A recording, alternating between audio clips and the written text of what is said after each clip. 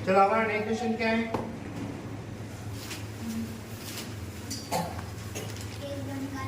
एक घन का किनारा 5 मीटर है। देखो वो क्या बोल रहा है, घन बोल रहा है। क्वेश्चन नंबर कौन सा कर रहे हैं बेटा हम लोग? 6। क्वेश्चन नंबर 6 वो बोल रहा है एक घन का किनारा 5 सेंटीमीटर है, तो बना दो घन। घन ड्रॉ कर दिया, ठीक है। अब घन का किनारा मतलब, घन के किनारे से मतलब उसकी भुजा की बात कर रहे हैं, है ना। पहले घन की प्रॉपर्टी तुमको पता होना चाहिए। घन मतलब क्यूब, इसको इंग्लिश में बोलते हैं क्यूब। क्या होता है क्यूब? जिसकी चारों साइड, चारों नहीं सभी साइडें क्या होती है? बराबर बराबर, ये सब दूर से बराबर होता है, ठीक है। उसने बोला एक किनारा 5 सेंटीमीटर का है। कितने सेंटीमीटर का है? 5 सेंटीमीटर का है। तो सभी साइडें क्या होगी? 5 सेंटीमीटर की। नेक्स्ट, तो उस घन का संपूर्ण पृष्ठ क्षेत्रफल निकालो। क्या निकालना है? उस घन का संपूर्ण पृष्ठीय क्षेत्रफल। अब घन का संपूर्ण पृष्ठीय क्षेत्रफल क्या होता है? बिल्कुल, घन का पृष्ठीय क्षेत्रफल 6a की पावर 6। a कितना है? a का मतलब भुजा। भुजा कितनी है? 5 है। तो a की जगह क्या रख दूंगा मैं? 5। 5 की पावर 2। किसी भी नंबर की पावर होती है उसको कितनी बार लिखते हैं? या पावर कितनी है? 2 है, तो उसको कितनी बार लिखेंगे? 5 मल्टीप्लाई 5, ठीक है। ए बेटा पढ़े भी रहते। घन का पृष्ठीय का मतलब सरफेस एरिया ऑफ क्यूब कितना होता है? 6a की पावर 2। a से मतलब भुजा, साइड। भुजा कितनी है? 5 है, तो 5 की पावर 2। पावर मतलब कितनी है? 2, तो उसको कितनी बार लिखूंगा मैं? 2 बार लिखूंगा। तो 5 को कितनी बार लिख दिया मैंने? 2 बार। अब इनका गुणा कर लो, कितना आएगा? 150। और ध्यान रखना, यदि घन की बात हो रही है तो घन का यूनिट हमेशा पावर 3 में आएगा। क्या होगा? सेंटीमीटर की पावर 3। सेंटीमीटर दिया है कि मीटर दिया हुआ है? सेंटीमीटर दिया हुआ है, तो सेंटीमीटर की पावर 3 आएगा।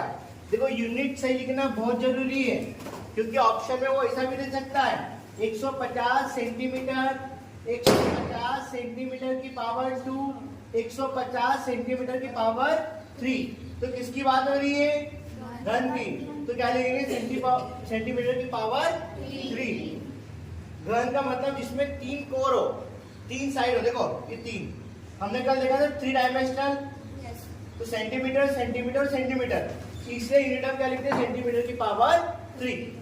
आगे समझ में कर लो, राइट।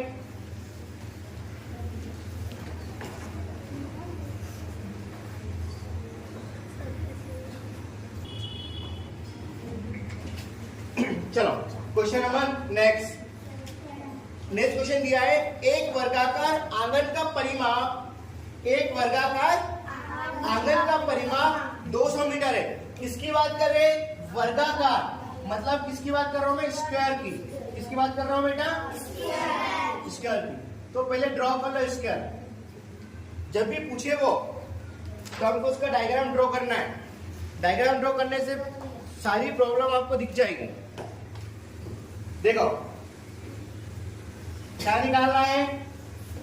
वर्गाकार। वर्गाकार आंगन का परिमाप। परिमाप मतलब सम ऑफ साइड।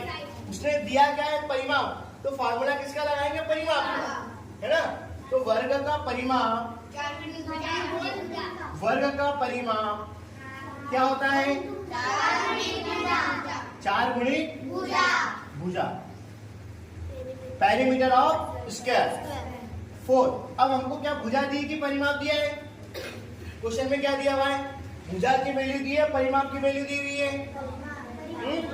परिमाप तो वैल्यू परिमाप की जगह पुट करो कि भुजा की जगह परिमाप की जगह, क्योंकि परिमाप दिया हुआ है। परिमाप कितना दिया हुआ है? 200। 4 गुणित भुजा। कोई भी संख्या मल्टीप्लाई में होती तो कहाँ में आती है? डिवाइड में। तो 200/4 इजिकल टू भुजा, ठीक है ना। कोई भी संख्या गुणा में जो काय में आती है? भाग में। काट दो, कितना कटेगा? 5 बार, 4 पंजे 20, 0 की 0, मतलब भुजा कितनी निकल आई? भुजा कितनी निकल आई? 50। अब क्वेश्चन में क्या बोला था कि उसका क्षेत्रफल निकालो। अभी हमने क्या निकाला? भुजा निकाला। अब हम क्या निकालेंगे? क्षेत्रफल। वर्ग का क्षेत्रफल का फार्मूला क्या है? वर्ग का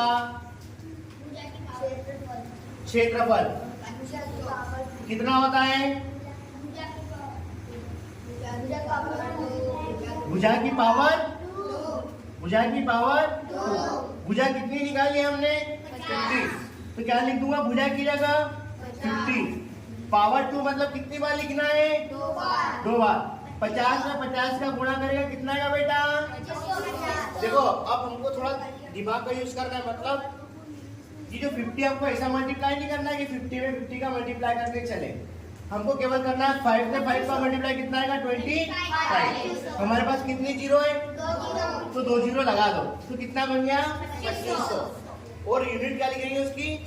सेंटीमीटर की पावर 2। यहाँ वर्ग सेंटीमीटर क्यों लिखा? क्योंकि यहाँ पर वर्ग है। जब भी 2D की बात करेंगे तो सेंटीमीटर की पावर 2 आएगा, और 3D की बात करेंगे तो सेंटीमीटर की पावर 3, है ना? आगे समझ में क्या? राइट कर लो।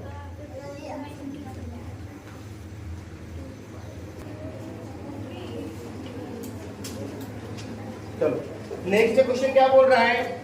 एक कमरा 30 मीटर लंबा, 22 मीटर चौड़ा और 9 मीटर ऊंचा है। उस कमरे के फर्श का क्षेत्रफल, है ना? देखो कमरा और उनकी लेंथ ऑफ विड्थ और हाइट अलग अलग है। इसका मतलब वो क्या होना चाहिए? क्यूबॉइड होना चाहिए। इसका मतलब क्या है? वो क्यूबॉइड है। मुझे कैसे पता चला वो क्यूबॉइड है? क्योंकि उसकी लंबाई, चौड़ाई और ऊंचाई क्या है? तीनों अलग अलग थे, है ना? अब उसने उसकी लंबाई कितनी दे दी है? 30 मीटर लंबा, 30 मीटर लंबा, और क्या दिया हुआ है? 22 मीटर चौड़ा, 22 मीटर चौड़ा और 9 मीटर ऊंचा। तो सीधी सी बात है, ये क्या है? क्यूबॉइड है, मतलब घनाभ है। क्या बेटा? अब उसने क्या पूछा क्वेश्चन में कि उस कमरे के फर्श का क्षेत्रफल, किसका क्षेत्रफल पूछ रहा है वो? फर्श कहाँ लगाओगे?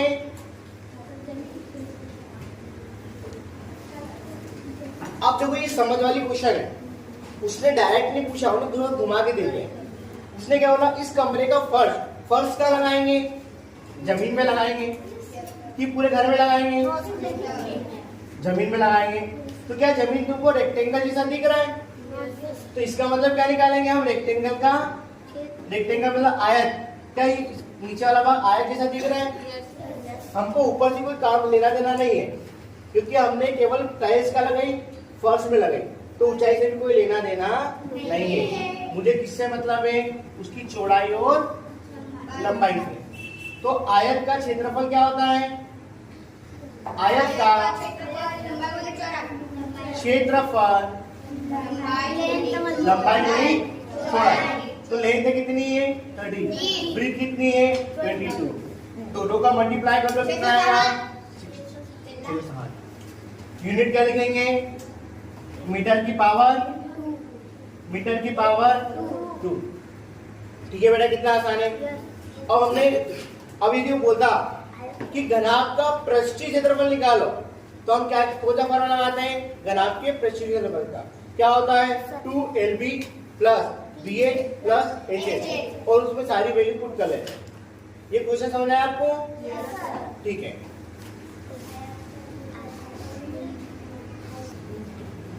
चलो यहाँ पर उन्होंने क्या पूछा था बेटा? आयत का क्षेत्रफल। हम लोग क्वेश्चन कौन कौन से बन सकते हैं? यहाँ वो ये बना सकता था, इसको इरेज कर दो। वो यहाँ पर क्वेश्चन बना सकता था क्या? आ जाओ। वो क्वेश्चन बना सकता था कि कमरे का पृष्ठीय क्षेत्रफल बताओ। पृष्ठीय क्षेत्रफल बताओ। अब कमरा, कमरा के अंदर घनाभ है, मतलब घनाभ की बात कर रहे हैं, तो घनाभ का पृष्ठीय क्षेत्रफल क्या होगा? 2 ब्रैकेट में LB plus BH plus HH। वो सारी वैल्यूज में पुट करते तो पृष्ठीय क्षेत्रफल निकल आता। वो बोलता कमरे के चारों दीवारों का क्षेत्रफल, कमरे के चारों दीवारों का क्षेत्रफल बताओ। कमरे के चारों दीवारों का क्षेत्रफल क्या होता है? 2 ब्रैकेट में L plus B multiply H। ये भी पूछ सकता था। और क्या पूछ सकता है वो? इसका आयतन, कमरे का आयतन बताओ। कमरे का आयतन बताओ। कमरे का आयतन क्या होता है? LBH, लंबाई गुणित चौड़ाई गुणित ऊंचाई। ये फॉर्मूला है। सॉरी, ये तुम्हारा होमवर्क है ना। इसी का कमरे का पृष्ठीय क्षेत्रफल भी निकालना है, कमरे के चारों दीवारों का क्षेत्रफल भी निकालना है और कमरे का आयतन भी निकालना है। देखो सारी वैल्यू दी हुई है यहाँ पर, लंबाई दी है, चौड़ाई दी, ऊंचाई दी है। केवल इनकी वैल्यू को इसके अंदर पुट करना है बस, है ना। आंसर आ जाएगा। कर लोगे? ठीक है, ये तुम्हारे लिए होमवर्क।